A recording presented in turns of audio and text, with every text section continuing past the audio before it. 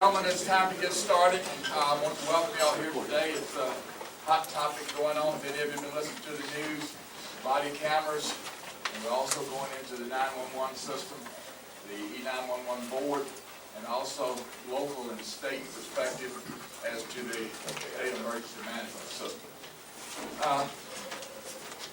In today's session, I think you will get some very valuable information as either elected officials or county administrators or whatever. It is very important. In fact, it's an essential public service that we stay critical, or it becomes critical in police work and anything in reference to public safety. So I think you will learn some very good information. Today we have with us Henrico County Chief Doug Middleton, a friend of mine. We worked together, well, local jurisdictions for probably 30 years or more. He will give us an update on body-worn cameras. Henrico County has entered into that and have their officers with body-worn cameras. He also served on the local government sub-panel of the Secure Commonwealth panel in reference to law enforcement technologies, which right now we're studying body-worn cameras. Chief Middleton will speak first for about 15 minutes, and I will try to hold him to it. To give an overview of Henrico County experience with body cameras, he will provide some lessons learned for considering the pros and cons of adopting this technology. Then Dr. Jeff Stern, who is the state coordinator for the Virginia Department of Emergency Management, will provide the next 15 minutes on overview of state and local partnership on emergency preparedness. Then we will have a third session, which will be 10 minutes on the E911 system and the well, it's actually the 911, but the E911 Service Board discussions over the past summer. First, I will introduce Chief Middleton. Well, maybe first, I don't believe I told you I'm Bill Robertson. I'm your moderator today. Chief Middleton. He has served as Chief of Henrico County Police Department since 2011. He began with Henrico in 1972 and has held every rank within the police department, the division of police. They do not call themselves a department, they call themselves a division, even though it's probably 800 people. He lists his leadership positions within the law enforcement community, metropolitan Richmond area, and his education and leadership training credentials are impressive and too numerous to mention all of them. Like I said, I worked with him and he is very well respected within the International Association of Chiefs of Police, the Virginia Association of Chiefs of Police, and especially in the metropolitan Richmond area. He is also co-chair of the 911 Service Board. Along with the position of chief, he is a dedicated public service and true friend of county government and the citizens of Henrico. This being Veterans Day here in a couple of days, I think it's also important to note that he is a decorated combat veteran with 2 Bronze Stars. Right. Chief Middleton.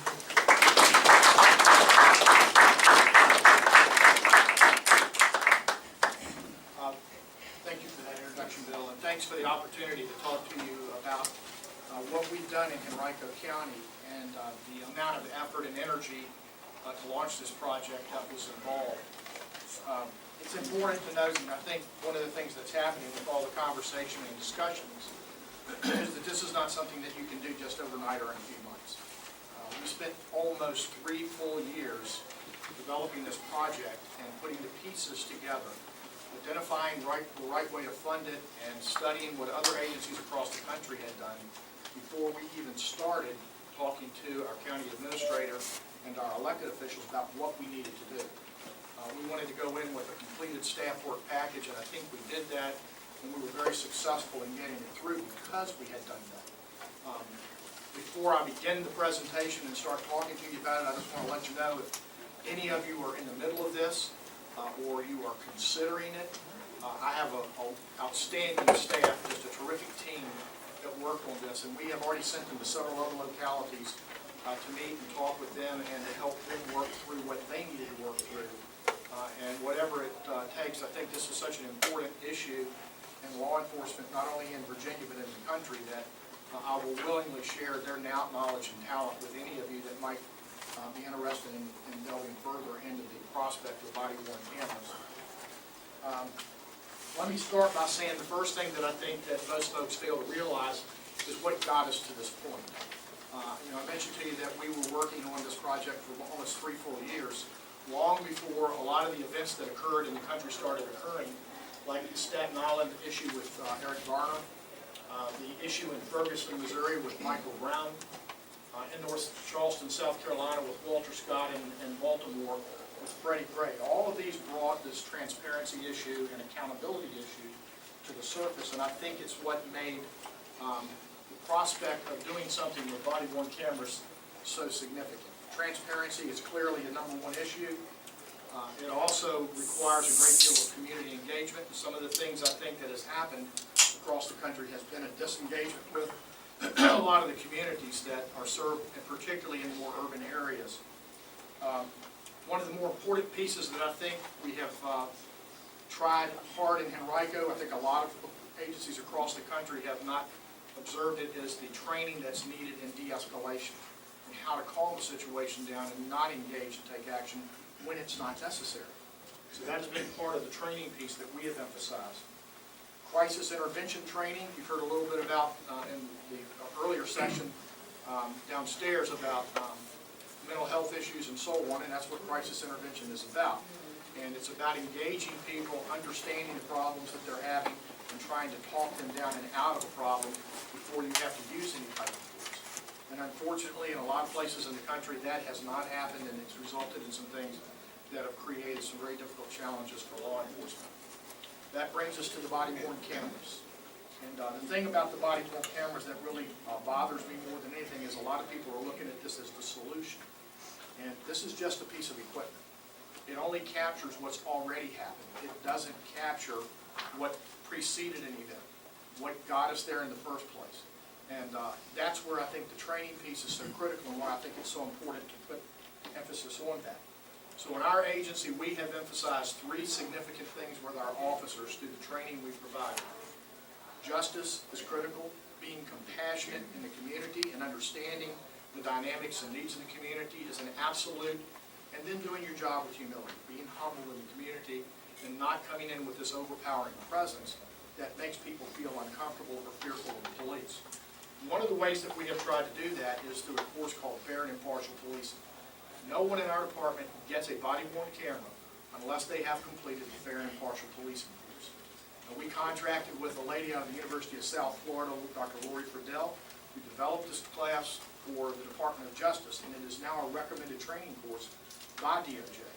And in fact, when we deployed it, one of the things that she told us is that she knew of no other organization in the country that had coupled fair and impartial policing with the body camera project, and it was a model she's now carried to DOJ. So why is this training important? It's a science-based approach to understanding human brain processes and biases. And I think, unfortunately, we talk a lot about other issues and being sensitive in our communities. What we want officers to understand is that what we're presenting to them is that this is based on years of research. This is not just somebody else coming in and talking about individual biases and so on.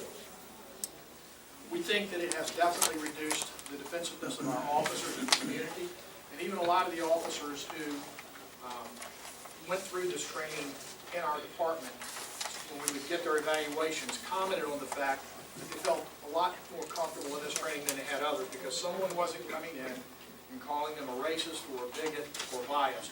Instead, we were trying to point out that having biases is a human natural characteristic. But if you understand them, acknowledge them, you can work towards overcoming them. That's the important thing to do in the work that we have.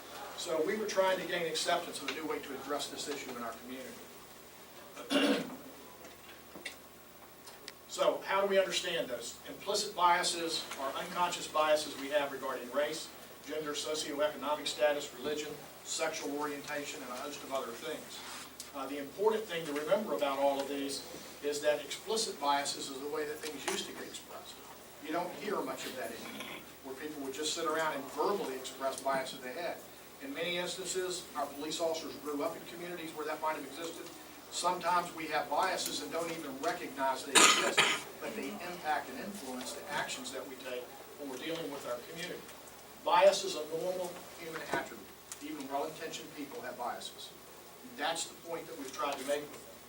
They're often unconscious or implicit. Think about some of the things that occur every day in your life where you have a predetermined notion about something only to find out later that it's inaccurate. Those are the biases that we have. They do influence our actions. We know they can influence the actions of law enforcement officers. And the implicit biases manifest even in individuals at the conscious level who at that level reject the idea of prejudices and stereotypes. And they will say, I'm not prejudiced, not realizing that these implicit biases exist in their own personality. So those are the things that we're trying to get them to understand and teach them skills to override them before they ever get the body-worn camera. So we think it has helped our officers recognize those biases. We think it helps them understand how they can affect their perceptions and their behavior when they're engaged in the community. We helps them understand how biased policing impacts the community and those perceptions, because we talk about how perceptions are the biggest problem law enforcement has today. I just came from Chicago International Association of Chiefs of Police Conference. Number one thing is we've got to work on the perceptions our communities have of us. This is one of the ways to do that, and I think for us at least it's been very effective. And it helps them learn methods to overcome this. So we want to reflect on what it means to provide quality services to our citizens in the county of Henrico. Now I want you to know that when we started this, two things had to happen. Number one, as the police chief, I had to say that we had to do this. I immediately, when I realized the value of this, went to our county manager, explained to him what the issue was, how I felt like it needed to be delivered out, and he was absolutely all over it. So we started this at the top. This worked its way down, and when you've got that kind of support coming from the county administration and out of the chief's office, it's difficult for anyone to have any opposition to it. And I think that we were able to achieve that and to do it in a very effective way that our officers have all very much accepted it. So I think our officers are likely to be more effective in solving crimes and handling disorder problems. The reason for that is when they engage a person, they've got that body camera on, they're talking to them like they're a human being. They have an individual need. They called us there. They need help. It shouldn't matter what their background is, where they hail from, what the color of their skin is, what their religion is, what their sexual orientation is. When they pick the phone up, they dial 911 and they need a police officer. We should be treating all of them exactly the same. And in fact, coupled with this, we wrote what we're calling our guiding principle, and it's a little bit of a lengthy document, but primarily that document says that we will treat everyone the way that we would want a member of our family to be treated. That is our guiding principle, and we hold officers accountable for that. Because it's less likely to teach them skills that makes it less likely to have a confrontation, it allows them to be safe and go home at the end of their shift, and as a police chief, I think that is my number one job, is to send those men and women home back to their families at the end of their tour of duty. And I feel that burden every day. Anything that we can do to enhance their training and their skills, I want us to do it, and we've been very effective at that. Enhance and promote trust on the part of the people they serve, and enhance the legitimacy of the police. Again, back to that issue of perception in our communities, and making sure they understand what we're trying to do and why. So, body-worn cameras. In December of 2014, all of our staff was trained in fair and impartial policing. It was a full week of training, and we trained the trainers out of that. And now they have gone into the department. The FIP training is a 6-hour course. The body camera training is a 2-hour course. So they get a full 8 hours of training before they ever walk out of the room with the body camera. Officers and supervisors were selected. We actually interviewed people to become fair and impartial policing instructors. We didn't just want to pick people or just have a group of people who we didn't know. We actually had them fill out an application and indicate why they wanted to do this. We needed the right people to deliver the right message to the troops in our department. And all of our police officers, and once we've trained all of them, even the civilian workers in the department who interact with our community on a daily basis will receive this. So by the time it's done, all 850 employees of the Division of Police will be trained. And once the officers are trained in FIP, they get the body camera. We are using the Taser Axon Flex body-worn camera. The policy that we wrote, and I'm going to talk a little bit more about that in just a minute, we utilized what the Department of Justice had issued, what the International Association of Chiefs of Police had issued, the Police Executive Research Forum, all of those models we pulled together. And then we went out to agencies across the country that had implemented them, and we tried to put a composite together, which I'm very pleased to say, and Bill was in the, on that subcommittee for Secure Commonwealth, and that policy, the one that we wrote, is the one off which the model policy that DCJS recently issued is based. So a lot of the content is in there, but we don't take credit for it. We used what other people had learned to write our policy, so it's a composite of many good ideas, but it works for Henrico County. And that policy may not work perfectly for every locality, which is why I think each locality has to write their own, but you can certainly use what other people have written. We've made a couple of tweaks and changes to it, because we realized we didn't think of something, or there was one piece that we could improve. And so we've made changes as we've gone along with the idea that we can only make the policy better because we started out on a really good foot. We ask our officers to consider the privacy concerns of our citizens. When they turn the camera on, prior to any enforcement action, they are to inform the individual that they are being videoed. Now, one of the things that we have found, and my officers have told me this when I've gone out in the field and talked to them about the cameras, is that when they walk up to a car, if they've made a traffic stop, the individual may look a little bit angry and upset, and when they say, I'm officer such and such, I stopped you for this, I am recording this on a body camera, that their behavior immediately changes. So we have seen our complaints against our officers, and I think it will improve with time, but they've dropped by over 50%. Now, some of that may be because our officers are behaving better, because they know they're videoing the incident. But I think a large part of it is a lot of the community knows that they're being videoed. Some people don't recognize that. We had one complaint about 4 weeks ago where a citizen came in very upset with me because he had this document he had written where he listed 10 things that our officer did that he thought were incorrect. So we pulled the body camera video footage up, we showed him the encounter, and he walked out of the building saying he had made a huge mistake because none of the things he said were true. I mean, it's just a fact. But people develop these perceptions again in the community. That's how I think body cameras are going to help us in law enforcement. The officers have to upload the video daily into a secure cloud storage system. And we maintain all video for a minimum of 90 days. If it's evidentiary, it gets stored for a minimum of 180 days or until after the court cases have expired, or if there is anything in the library and the library's retention code that has to do with criminal documents. We consider this a criminal piece of evidence, just like we would a video that a forensics technician takes of a crime scene, or photographs we take of the crime scene. We treat all of that media the same, and body camera footage is already regulated by the Library of Virginia under the retention code schedule that they have out. So we're using that as our baseline for what we do. Now, you'll hear a lot of talk over the next few months, I think, as the General Assembly convenes, because there are a lot of people who think you should retain it forever or record everything. The longer you retain it, the more you're going to build up in your storage data files, and the more money it's going to cost you to keep that data. What you don't want to store is data that you don't need, because there are privacy concerns that goes along with it. We don't want to keep video on people we don't need to keep. So it has to either be associated with a complaint, a civil litigation, or a criminal incident, or we don't retain the video. After 90 days, it just goes away. This is the camera we picked. Just so you know, we tried a host of cameras in the field, issued them out to our officers. This was their camera of choice. After we went through this list of cameras that we had tested, we did a request for proposals.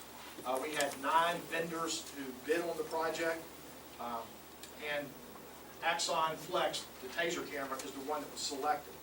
The reason that this camera is so adaptable and so liked by the officers is because there are a host of different ways that they can wear it. And depending on what garment they're wearing, if it's cold weather and it's a coat, warm weather and they're wearing a short sleeve shirt, there are different ways they can attach it to their uniform so that it makes it easier and more comfortable to wear.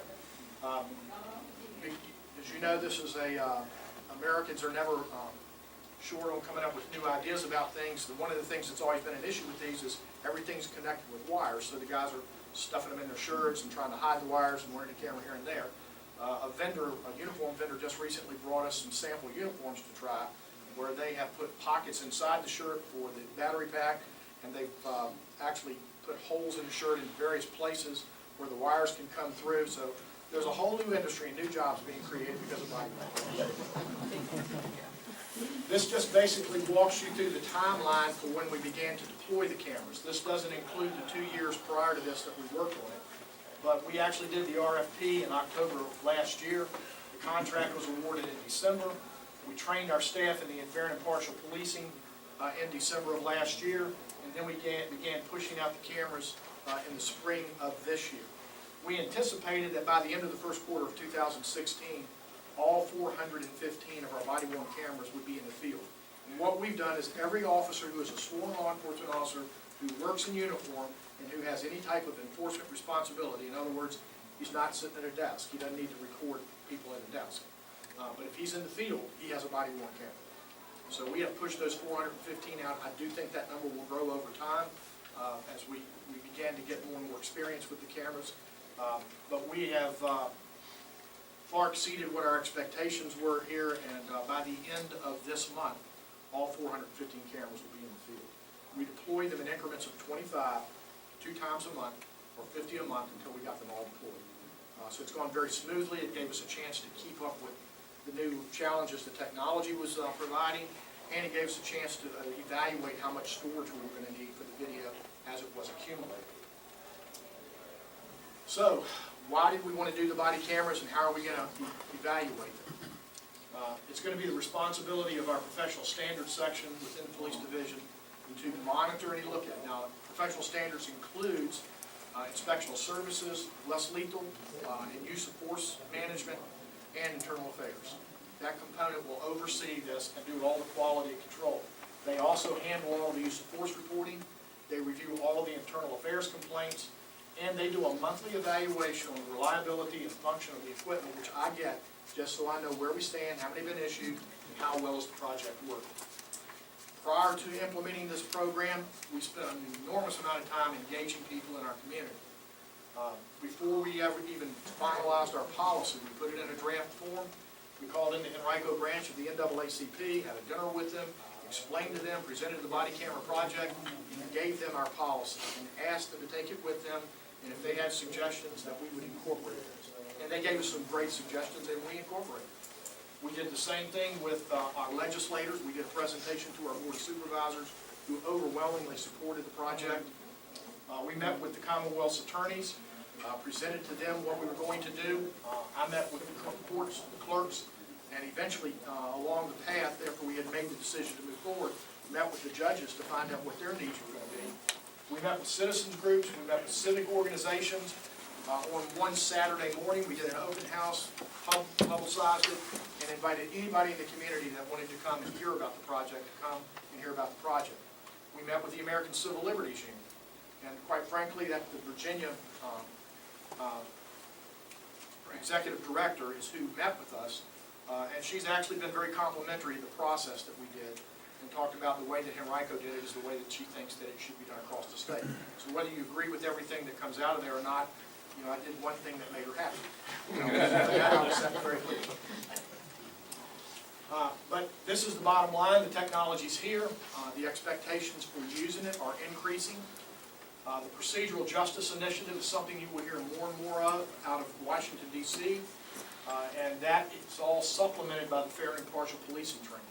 Procedural justice is about fairness, and the FIP training is intended to be our way of pushing that content out to the troops in the field.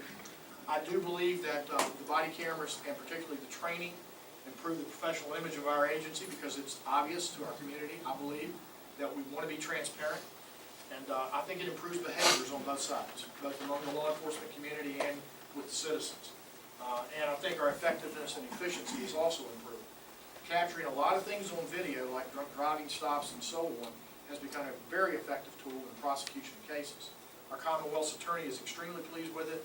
The chief judge of our circuit court recently told me that it eliminates a ton of questions when they try cases in court. And we also believe because it is going to reduce a lot of complaints, and because if there is a critical incident, we're going to have it on video, that is going to decrease the county's liability in a host of different situations. This is me, that's my number, that's my email address. And if anybody would like some help from us, it'd be my pleasure to try to give it to you. I've got just a couple of things I want to pass out, give to you, which are not in the slide presentation, that I think are important if you're going to do this.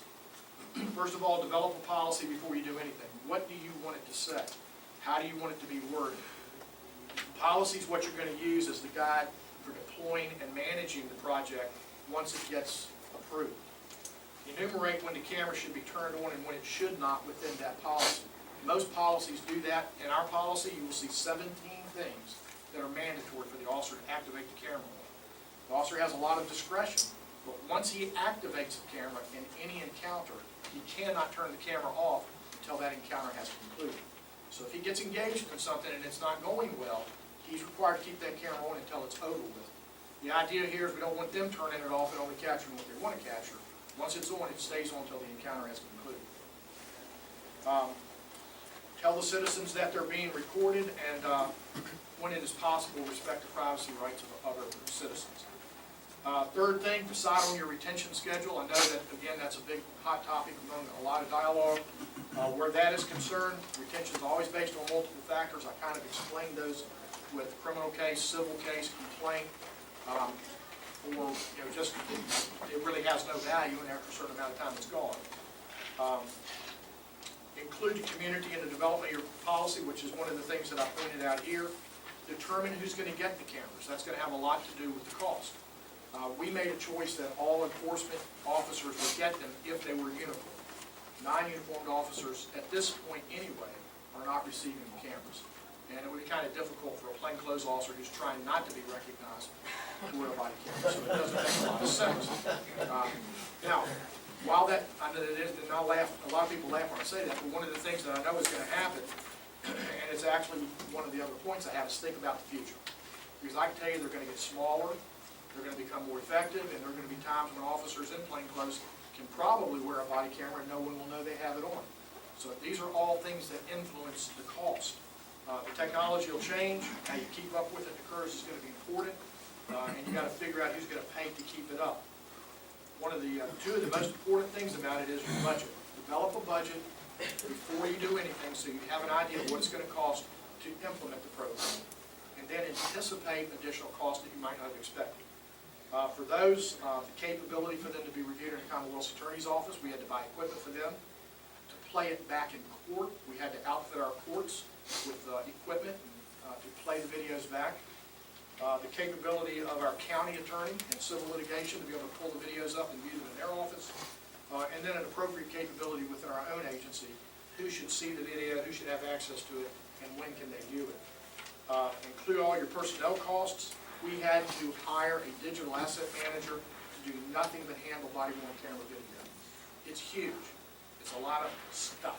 And one person is proving to be probably not sufficient. And we've been working with our Human Resources Department to actually get a second position that will not only assist the digital asset manager, but help us with the FOIA requests that we receive for these videos as well. And that is the last point that I want to make, is that Freedom of Information Act requests will go up. We've done a pretty good job of managing those. We do charge whatever it takes to redact and produce the video and provide it to whoever requests it has to pay for it. And that's kind of the way that we managed it. I only had 15 minutes, Bill. I hope I stay on target. And I'm sorry to have talked so fast, but Bill is bigger than me. He's got to go. Thank you very much, Chief. He's very passionate about what he's doing. He went over a few minutes. We'll allow questions at the end once we get through, try to get through all the presentations. First, I would like to remind you that we are recording this. The camera's in the back corner back there. When we do allow questions, please don't stand up in front of the camera to block it out. Also, there will be evaluation forms. Please fill those out so VACo will be able to make changes or understand what you want in the future. Next, we have Dr. Jeff Stern. He was appointed in May 2014 to lead the Virginia Department of Emergency Management. He's a former firefighter, paramedic, and a battalion chief. His career spans operational, policy making, and advisory roles from the local firehouse to the White House.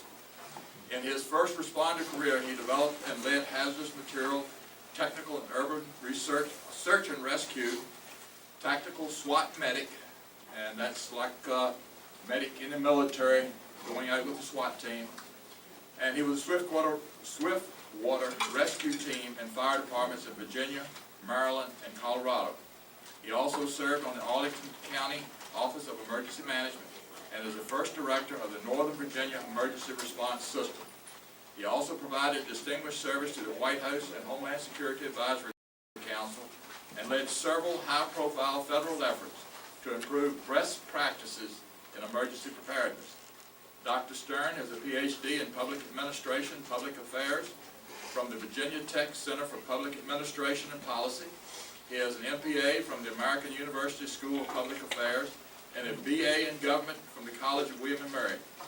His list of credentials and experience are very impressive and really too long to list other than what I've already said. Sufficient to say we are very glad to have him here in the Commonwealth of Virginia now in the Department of Emergency Management.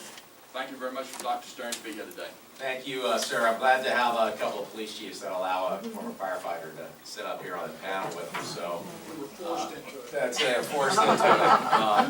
But I definitely want to thank them for their leadership and what Chief Middleton just went over is a Henrico resident now, moved down last year with my wife.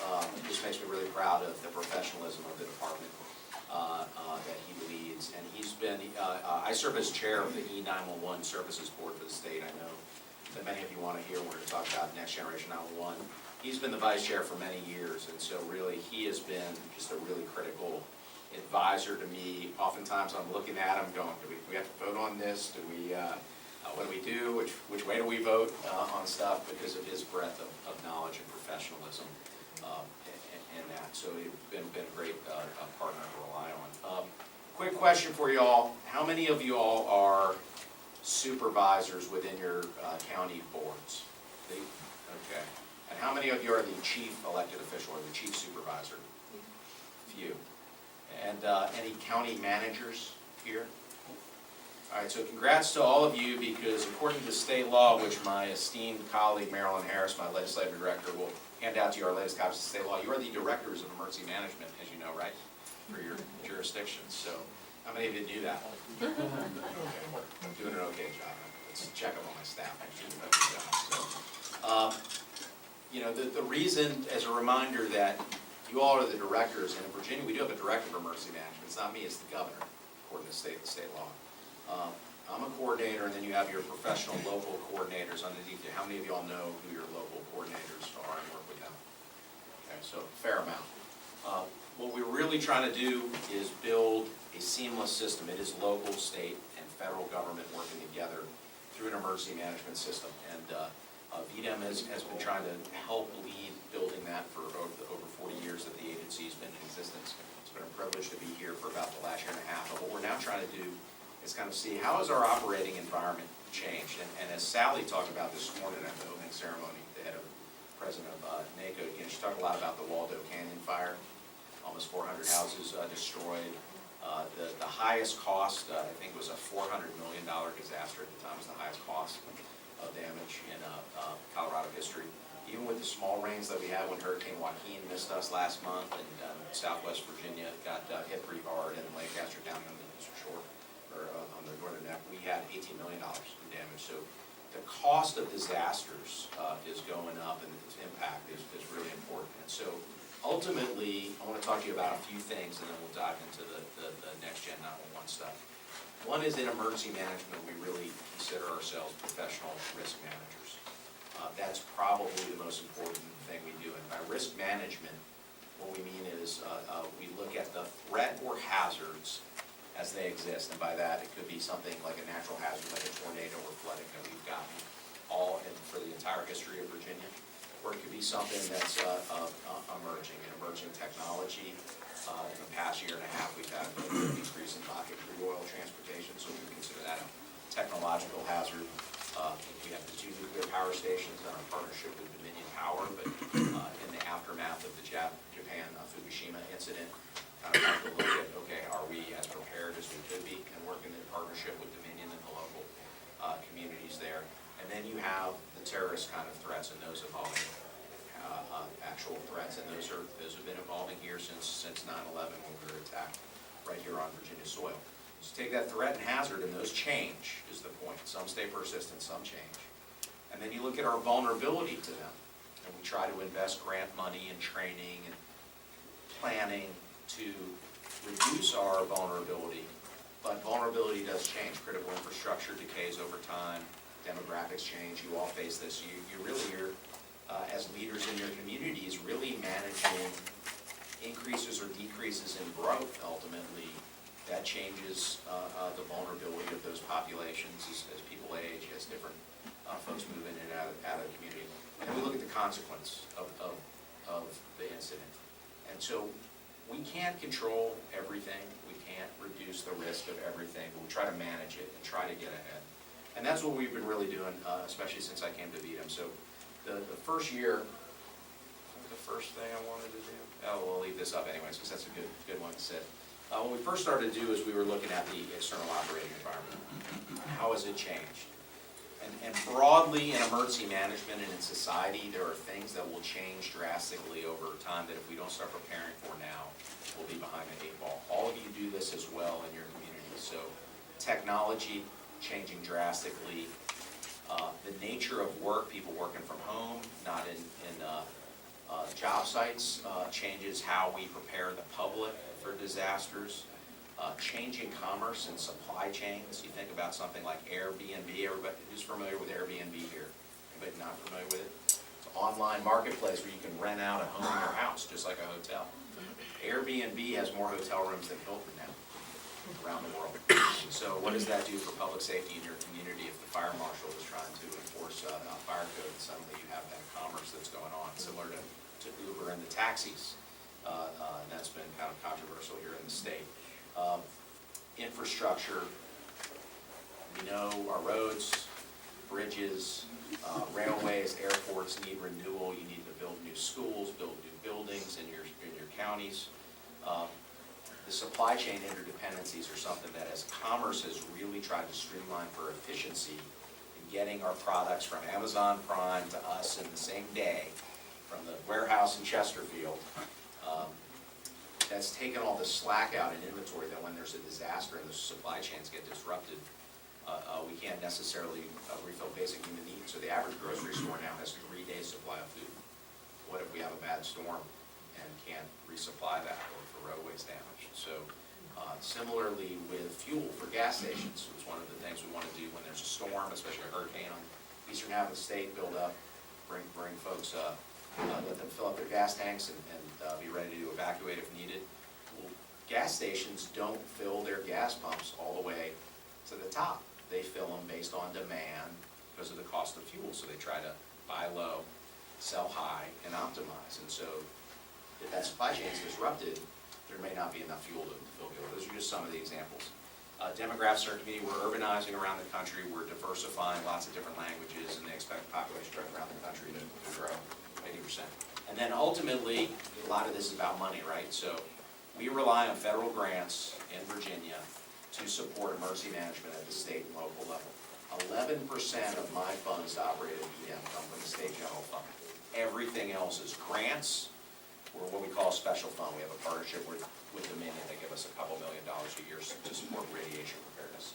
So this graph depicts, since 2003, the decline in federal grant funds for Homeland Security and emergency management, where we went from really kind of our peak, $64 million, down to we got about $17 million in total this year. Half or more of that money goes through to your counties or to the cities to support your emergency management program. So this is something when we talk about, like Ms. Gray said this morning, working together, this is something that we really want to think about. 80% of the Homeland Security funds that we get, $7.4 million this year, are mandated by federal law to go to local government or to local operations.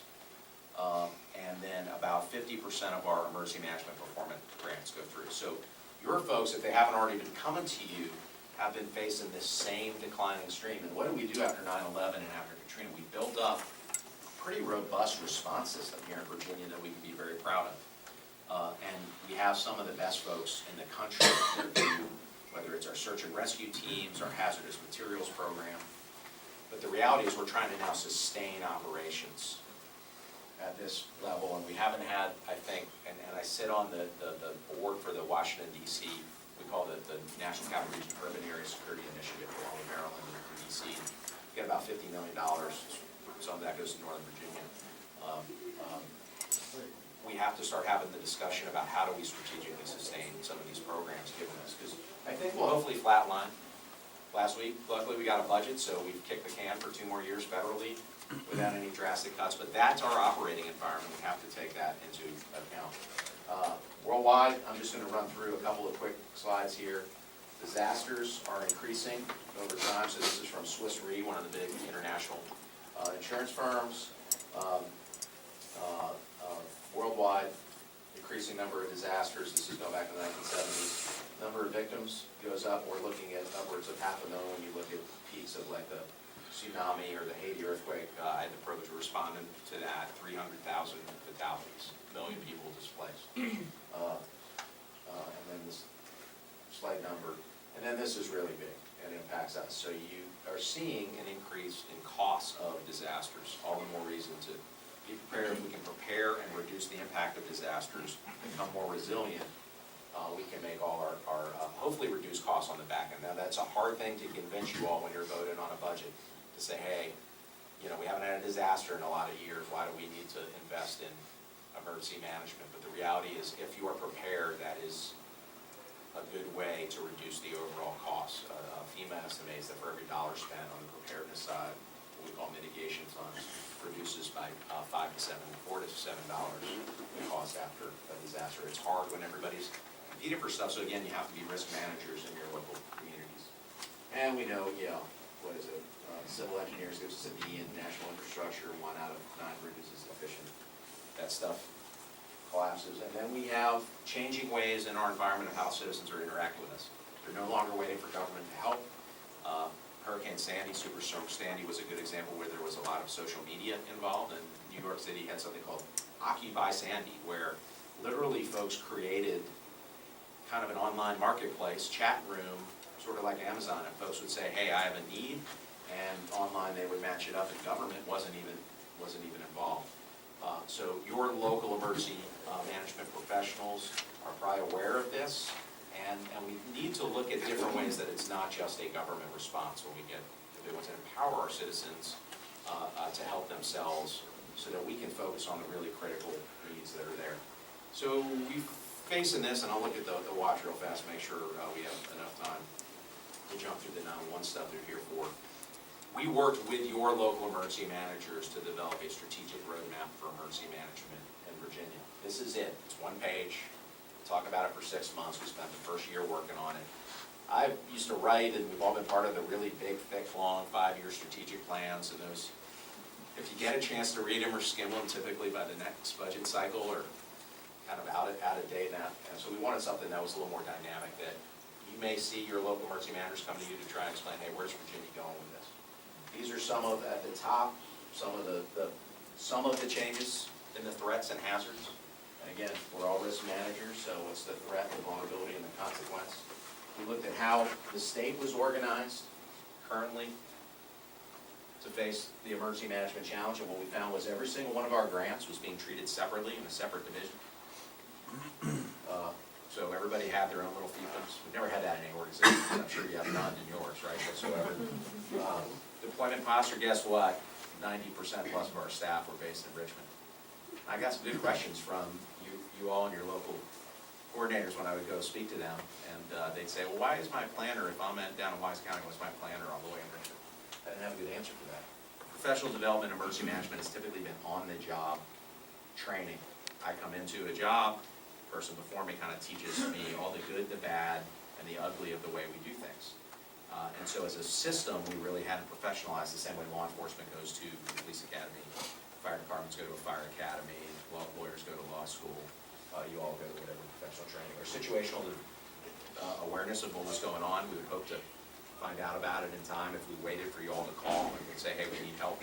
What I'd like to say is that basically by the time you all figure out you need help, you're a day or two into the incident, then it takes us a while to figure out what you need, another day or two to get the help to you. And I would joke, and as elected officials, you appreciate this, that I joke with my staff, hey, by the time we get to ATU, I will be delivering my resignation to the governor on day 5. So probably not the best as far as real-time taking advantage of technology, what's happening, we're looking at different ways to do it.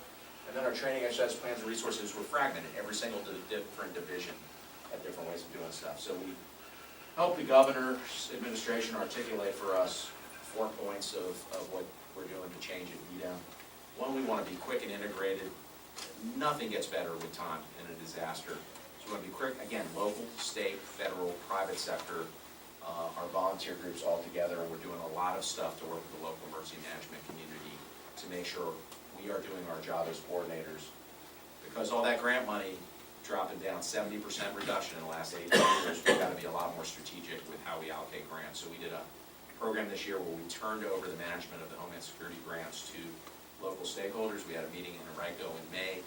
We let the local sheriffs, police chiefs, fire chiefs, and emergency managers, some of the volunteer groups, and a few other state agency partners come up with the criteria for how to allocate those grants this year. Because it's so little, how to be strategic about it.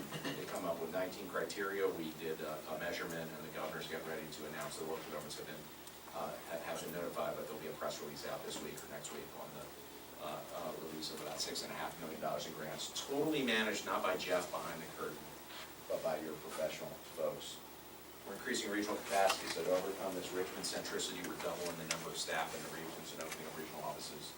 And then we're trying to do professional development. So we actually had the head of FEMA's Emergency Management Institute come down last week to look at programs we're running, where we're running emergency management academies for all of your staff and all of my staff to go through. So everybody will get that same basic training and it'll be less on the job. And we've said, I'll just jump through this fast. Long term, we've got to look at finding some ways to sustain emergency management programs at the local and state level. This year, we're doing 3 things at VDEM. We train every single VDEM employee to be an all-hazards emergency manager and operate in our state EOC or out in the field and support you. Previously, about 1/3 of the agency was trained to do that. The rest looked at themselves as just regular state employees, and I would process a grant from inbox to outbox, or I might do a plan, inbox to outbox, and I wasn't actually engaged when there was a disaster. Now, there's emergency in our name. We are supporters and out in the field, also responders to support Chief Middleton and the police department, etc. We've reorganized our headquarters staff. I had 18 direct reports, 12 bureaus. I have now two bureaus that report to me so that we can get kind of a better leadership, better span of control, a disaster services side, and a mission support side, and then we'll go to these regional offices. And statewide, we're really working to look at these grants together. So we wanted to talk about Next Gen Job 911 before I invite Chief Middleton to stand up again. We walked through that. Did want to talk about one of the big changes that we're facing nationally. It's called FirstNet. FirstNet is the Next Gen 911 is our 911 answering system side. FirstNet is national interoperability, and this was called for in the 9/11 Commission, and it was voted on in 2012 when they had the Taxpayer Relief Act, the Middle Class Tax Relief Bill, was when the government voted to provide $7 billion to support its development. It's being led nationally by the U.S. Department of Commerce. Every single state is being engaged to look at how do we build a robust national system for interoperable radio and data connections. And the focus is really on data. Eventually, it will also include voice. The federal folks are saying initially this is not supposed to replace our land mobile radios, the big police and fire radios that everybody uses. The intent is to try and solve some of the challenge of interoperability that were depicted in 9/11. It's a really big, complex deal. All the details have not been sorted out. I was recently appointed, along with a former, to the Public Safety Advisory Committee for the FirstNet board, and I've been relying a lot on Charlie Warner, the retired fire chief out of Charlottesville, who's an expert in this, as kind of an advisor to me. It's being led, the Virginia's effort is being led to kind of interact with this FirstNet board out of the Secretary of Public Safety and Homeland Security's office. But basically next year, in 2016 or 17, nationally, FirstNet will issue a request for proposals to the Verizons of the world, basically, to do this national radio network. There's a lot of uncertainty about what this means. And then states will have to decide within 90 days of that to opt in, which would mean they will build it and we will have to lease that space from them. So there's a lot of money to use it. Or we can opt out as long as we can build our own to meet our own requirements. We can do it, but we'll still have to lease the radio spectrum space. So cost is estimated to be, my notes here, $12 to $47 billion over 10 years to build this out nationally. It's going to affect every single public safety entity in the country and every single state. So stay tuned for that. There's a lot of uncertainty. I don't know. Virginia doesn't have enough details to know whether it will happen. I believe it will happen under this administration, whether they decide to opt in or out, but multi-year program. Then we got Next Gen 911, and Chief Middleton is somewhat an expert on this, but basically there's 121 public safety answering points in Virginia, the people that answer 911. In a nutshell, this is like going from analog to data. Chief Middleton led a task force to look at how we do text to 911 and change our policies.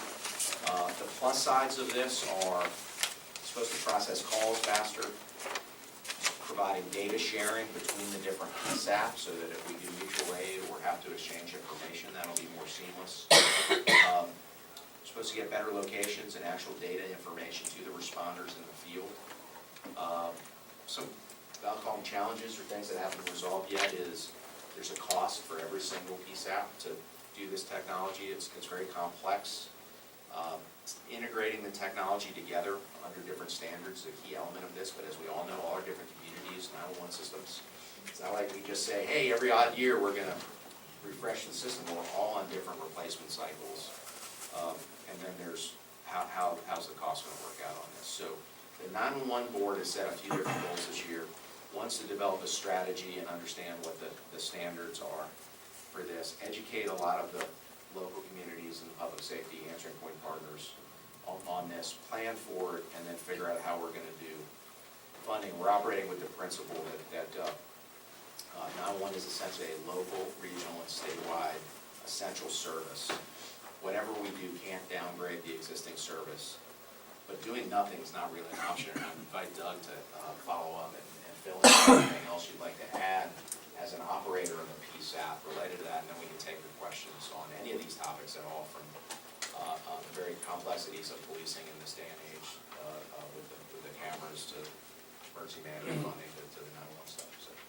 On the NG 911 side of things, the state still has legislative issues it has to address.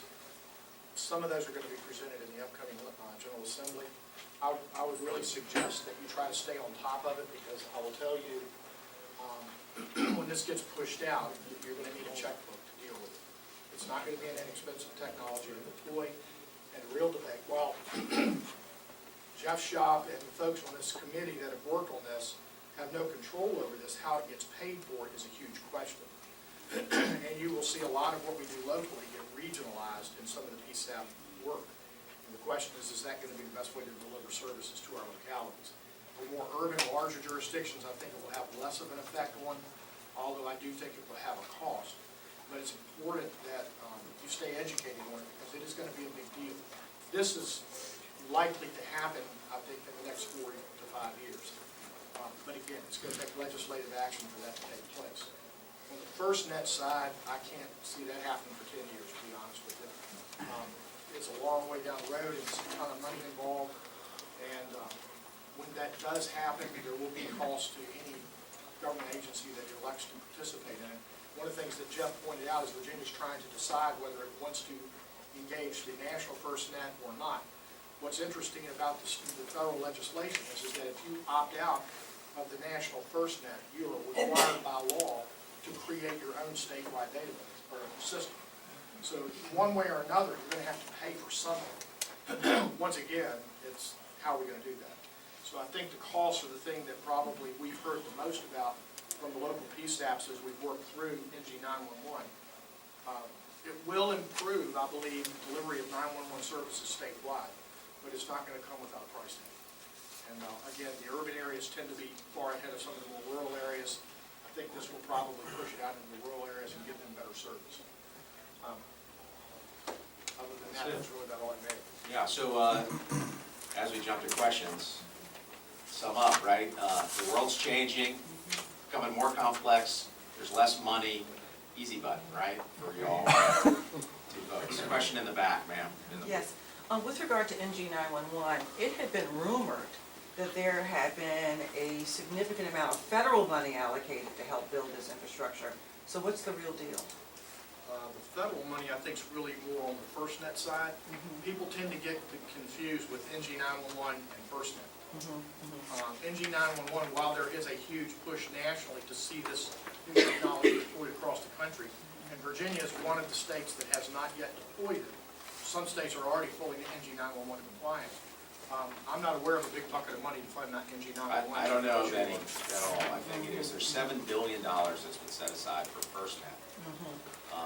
And a lot of that is being spent going around and trying to engage in just the basic plans development in order to do it. Nobody said where the money's going to come from on the back end. The assumption is that the money will come from some additional government funding from the federal government, say the federal government. Leasing of excess space on this FirstNet spectrum back to commercial providers who want to use it. So FirstNet itself, when it was developed, was setting aside a portion of the communication spectrum, the radio wave channels. I'm not a physicist, so forgive me, I'm sure somebody can explain better, but basically the cell, digital TV, radio networks have spectrum, and the government sets that aside for different uses and then makes billions of dollars in leasing that out. And so there's expected that this FirstNet spectrum has been set aside for public safety, that there'll be excess capacity that can be leased to other providers that want to use it for commercial services, and then thirdly would be end users paying a fee to use it, being the government, how we're going to do it. Sir, you got a question? Then we'll Wait come a down minute, here. before we take any more questions, I think you had some books you want to pass out. Yeah, Marilyn will pass these out as We're we're getting talking. close to the end of keep time, talking. so we can get those out. Let's thank Chief Middleton and Dr. Stern now, because I know we get close to time, people will start going over. They will be around here until you finish your questions, as long as they don't go more than 45 minutes. That's it, right? And on the funding side, when NG 911, I'm confident the General Assembly will pay for everything that's going to cost local government. Exactly. Sir, you had a question? Yeah, one of the observations and concerns that I've got, and being back in local government, and is the discussions, and I really appreciate what you all have done. It's no reflection on you all, but I don't tend to hear, in terms of the issues we've confronted with, in terms of a comprehensive approach. We either go, I grew up at a time, as most of us grew up with, and I don't ever hear us have that conversation. A person in authority says, stop, says, put your hands up, that's what you do. I mean, we quickly go to some solution. I don't hear about, I hear legislators in Washington say, we don't need more laws on the books, we're not enforcing the laws we got on the books. You know, it's a mental health.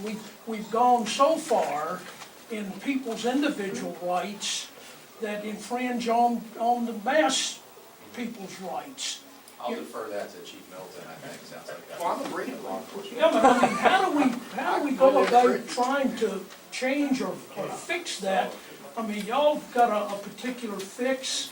It's a very costly fix. Exactly right. You know, lots of these people that are doing these things have mental health issues because of HIPAA. You know, we can't even tell people that need to know. One of the things that and this is why when I started off the body camera presentation, I talked about training. We can't equip an officer out of these problems. We can't equip our society out of these issues. And the body camera, again, is just a piece of equipment. We issue a lot of equipment to officers. They got so much equipment now that some of my officers, I'm gonna have to give them a wagon to pull it around in. But I will tell you, I am a huge believer that under stress and a crisis, an officer will invariably revert to the way that they've been trained. Training is the key. That's where we should be investing money. And the unfortunate thing is that, and God bless our county manager because he's never done this, the training is where governments and police departments, when you start looking to cut, that's where they go. That should be the last place we cut. Training is what keeps us out of trouble. And I think if we put more emphasis on the training side of things, and developing a better relationship in our communities by using that training, by having more dialogue, more conversation, there's no question the state's changing. Henrico County has changed.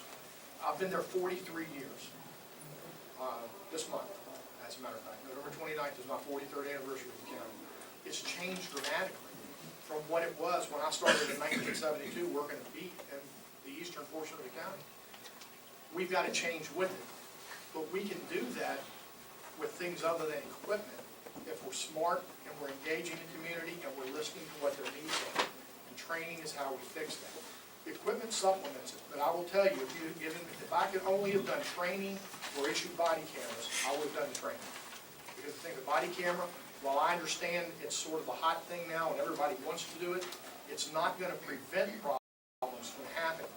What will is teaching officers how to understand the dynamic of their own personality, their own biases, and how to manage those so they don't influence the actions that they take in the field. Training is, in my opinion, the #1 thing that we have to do. Thanks. Mr. Borland. Chief Middleton, you talked about the biases that we all have, and part of the training would be to uncover these biases. I'm wondering if you do any written questionnaires for that, and if you keep those on file, and how that might impact whether a person wants to admit biases, if that's going to be on file, someone with a FOIA request and says, see, this officer has these biases. Well, anytime we have a bias-based complaint, which does occur, it's considered an internal affairs complaint and it's not open to release. So we do not release it. We deal with them, we address them, and we publish every year. In fact, in my county, we publish it on our webpage every quarter, how many complaints that we've had and what the resolution was. But we never release the specific information to protect the officer and protect the citizen of Hollywood. Sir, you and then. Yes, sir. Get back to the basics of body cameras, the logistical support for body cameras. From Spotsylvania County, we're looking at moving up and doing all of this, as I'm sure you well know, talking to Sheriff Harris. A concern that I have, and a concern that we have from a cost perspective, is the logistical support, of course. Sure. One of the things that came to my mind just recently that I discovered was when we were looking for what it's going to cost to do this, what it's going to cost to do that, when we got to the Commonwealth Attorney side in responding to a criminal act. And let's say you've got 10 deputies responded to this criminal act and are all wearing body cameras. Who's going to review each and every one of those body camera information? And when we asked this to the Commonwealth Attorney, they said, well, I'm going to need 2, 3, maybe even 4 additional Commonwealth attorneys just to support the body camera function. And my question to you is, in your experience, what you have in Henrico County, have you found this to be true? No. Now, let me tell you how we manage it. I have a digital asset coordinator. If we have a significant Right. case like that, An additional cost. That's an additional cost. And I'll tell you, I'll give you a figure in a minute what I think it costs us, it's going to cost us to run it on an annual basis. That asset coordinator on any criminal case can take all of those videos and tie them into a single stream and provide it to the Commonwealth's attorney so they don't have to go look at 10 different cameras. They can click, we literally send them a link, they open the link, and it takes them through all 10 of those videos. Now, the other thing to remember is not all of the videos are going to have anything of value. Correct. So they can skip past all of that. But I have provided our Commonwealth's attorney with the equipment assistance if they needed equipment or costs. I have sat down with them, we've tried to figure out what that is within the courtroom so that they can present that evidence. We've helped them with that. County managers provided the funding for that out of the county budget. So what we tried to do was to address those things on the front end by saying, okay, let's try to think about what this is going to cost. On an annual basis, including personnel costs, maintenance, and storage. My guess is that it's gonna run the county somewhere between $200,000 and $250,000 a year to manage this program. Just to manage. Just to manage Not it, for and keep it, equipment to costs, perpetuate. not for equipment costs, not for server costs. No, from- Or for cloud. Yes, for cloud, for equipment, replacement, camera gets broken, we gotta replace it. The Commonwealth's attorney computer fails, we gotta replace it. We have to pay for the digital media storage, so anything we put into the storage system. Now, we started the program without asking the county for money. The first year, we did it with asset forfeiture. So I bought all the initial stock of equipment and purchased equipment, computers and everything, we used asset forfeiture. Now that that is all done, that obviously is not a resource I can use to perpetuate it. Plus, there is a lot of move to take asset forfeiture away. So we can't become reliant on that money. The county has funded this into the future, and the way we've done it is through what we call a digital replacement plan, which is not just for body cameras, but for any kind of a camera that we use, but whether it's to film a crime scene, video, whatever, and to pay the staff. We have a personnel cost that's associated with it. If we add more staff, it's going to become more. Now, obviously, the larger the number of cameras you have, the more cost there is with it. For us, at 415 cameras, that's a lot of cameras. So it's a lot to store. And I would expect you, probably on a percentage basis, you could probably divide that by 4, because it's going to be about that much. Now, depending on what you've got to do for personnel. If I had 100 cameras, I probably wouldn't be hiring anybody to help us with it. I'd use existing staff. But 415 of them, it's a lot of video. And I don't want our Commonwealth's attorney or our judges to have a cost associated. If I thought she had a legitimate personnel need, I'd be going talking to my boss about, we need to help them with this. But at this stage of the game, she has not indicated to us that this has caused an increasing cost for her. If anything, she has indicated to us it's helping her with the prosecution of cases. Sir? Yes, I noticed you, one of the things is storing of the data. From what I've been reading and understanding that it's pretty expensive to store the data of the video, and there have been some concerns about, especially with cloud technology, of potential hackers. Have you experienced the security piece of that? Have you all dealt with that? Well, you know, even whether we put it on a computer in an office or we put it in the cloud, your risks are going to be the same. You know, we're in a digital age, and look at all the stuff that gets hacked. I mean, who would have thought the Department of Defense could get hacked? Who would have thought your bank account could get hacked? I just, 2 weeks ago, had somebody hack my Verizon account and order 3 brand new cell phones and have them shipped to an address in Norfolk. I mean, people just figure out how to do this stuff, and, you know, you've got to stay on your toes with it. The important thing is to make sure that all the necessary firewalls and security pieces are in place. That's the best that you can do. It's just what this age of technology provides. I will tell you, we use evidence.com. I have viewed their systems. I actually visited their sites. I wanted to make sure if we were going to use them, that they were going to provide the best medium for storing it that we could. And my own information technology department told me that it would cost them millions of dollars to build out what evidence.com has already put in place. So they've got the measures there to store it. And I feel pretty comfortable that we couldn't do any better than we're doing from the standpoint, unless we wanted to sink billions of dollars into it. And I feel pretty comfortable with it. Yes, sir. I'm just wondering, with all the things you're talking about, you know, the technology, your assistant's cutting it, put it all in one line. What about the chain of custody? Is there any issues with that? You know, if you're going to use it as evidence? That's why you have to make sure that when I mentioned about deciding who would have access to the video, that's how you maintain the chain of custody. And in the system that we're using, and again, we're using evidence.com, every single person who logs into any video, it time, dates, and stamps who did it. And they can't make any changes to it. They can go in and redact certain things by blurring it out, but they can't change the video. It's impossible to do it. So when we're looking at that link is not the actual video. And you know, it's really interesting because we talk about all this stuff in chain of custody, and fortunately the courts are beginning to realize that that's how things are. But there was a day and time when, you know, I remember we used to use the old GraphX cameras, you know, that were about this big to film a crime scene. And I'd call a sergeant to come take pictures of a crash scene. because we didn't have cameras. And then we ended up going to Polaroids, and then we went to little smaller cameras that were like little brownies, and now we're all using digital cameras. The truth is, it's not there anyway, it's digital. You can't put your hands on it, you can't touch it, because it's a digital image.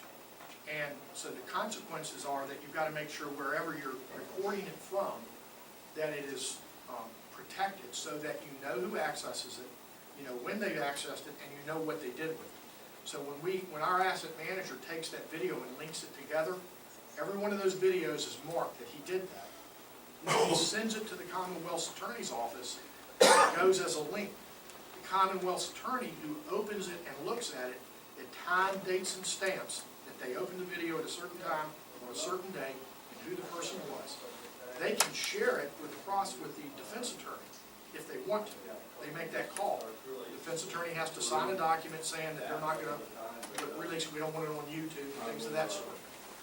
But when the defense attorney opens it up, it time, dates, and stamps that they opened it up. After they viewed it, it's deleted automatically.